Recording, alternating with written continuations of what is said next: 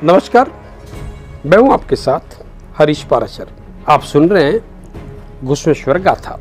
अब तक आपने सुना कि सिवाड़ में भगवान शंकर के 12वें ज्योतिर्लिंग घुश्मेश्वर महादेव की क्या महिमा है, कैसे इनका प्राकट्य हुआ और किस तरह से अलाउद्दीन खिलजी, महमूद गजनवी जैसे आक्रांताओं ने यहाँ आक्रमण किया। आपने ये भी सुना कि घुश्मेश्वर की जो अलौकिक घटनाएं हैं किस तरह की है, और मैंने आपको बताया कि जलमग्न शिवालय में जो जलमग्न ज्योतिर्लिंग है उसकी क्या खासियत है और क्यों जलमग्न रहता है ये शिव का ज्योतिर्लिंग लगातार कुछ समय को छोड़कर।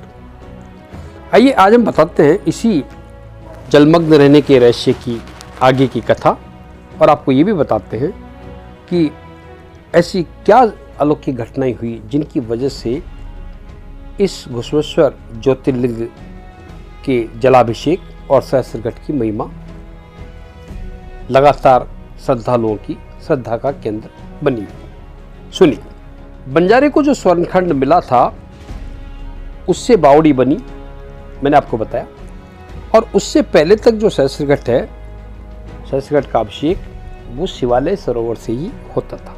वही शिवालय सरोवर जिसमें घुश्मा पार्थिव शिवलिंग बनाकर विसर्जित करते थे। अब समय के साथ जब सरोवर दूषित होने लगा तो स्थानीय शासकों ने मंदिर के दूसरे छोर पर तथा शिवालय सरोवर के किनारे विश्वंभर की बावड़ी बनवाने की सोची।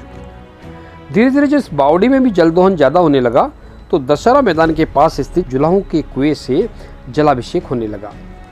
और चिंता की बात यह है कि हम यूं ही जलदोहन करते रहे तो हो सकता है कि जलाभिषेक के लिए भी बोरिंग करना पड़ जाए या फिर सार्वजनिक नलों का इस्तेमाल होने लगे। बहरहाल सिवाड़ के इस महादेव मंदिर में जो श्रद्धालु सहस्त्रघट अभिषेक कराता है उसकी ही उस दिन की प्रमुख व आखिरी पूजा होती है, और जब अभिषेक होता है उसके बाद में गर्भगृह में जल निकास का रास्ता बंद कर दिया जाता है, और जो एक माप है सहस्त्रघट का कि गौ माता की प्रतिमा तक का जो उसके चरण तक जो पानी आ जाता है तब सहस्त्रघट को भरा हुआ माना जाता है। और मान्यता यह है कि सच्चे मन से सहस्त्रघट का अभिषेक हुआ है तो शाम को भरा हुआ ये जल अगले दिन मंगला आरती के वक्त ज्यों का त्यों रहेगा। सही भावना या सही धन के इस्तेमाल से पूजा नहीं हुई तो ये जल स्तर कुछ इंच से फुट तक कम हो सकता है। पंडित पुरुषोत्तम शर्मा बताते हैं कि वर्ष 1966 में ऐसा ही एक वाकया हुआ था जिसे देखने वाले भी मौजूद हैं, और जो ये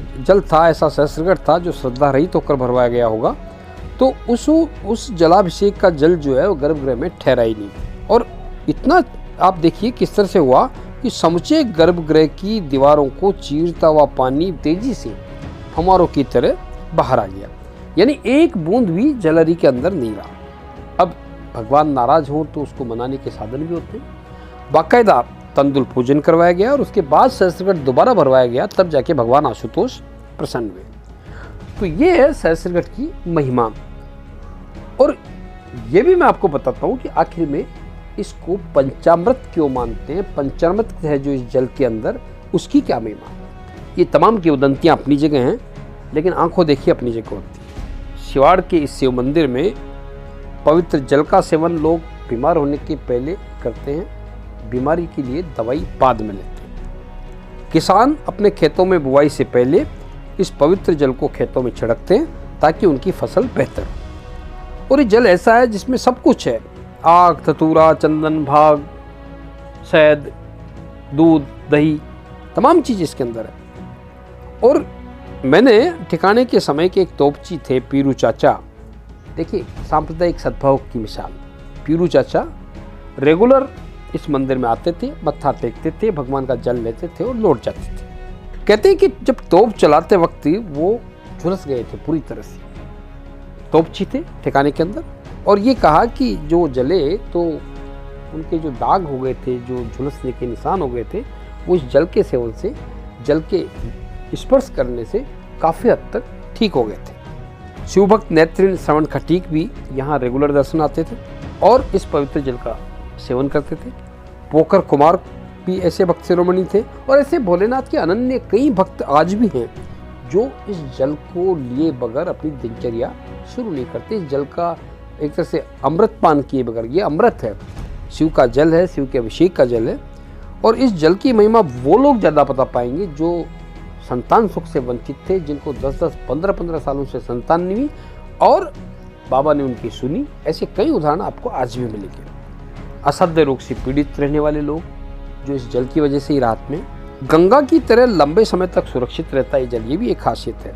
और इसीलिए दर्शनार्थी बोतलबंद जल को अपने साथ अपने घर ले जाते हैं ताकि बीमार को दे सके, निसंतान को एक प्रसाद के रूप में दे सके, और इस कामना के साथ कि भगवान सबका मंगल करे, भगवान भोलेनाथ सबका मंगल करे, इस जल का सेवन करें।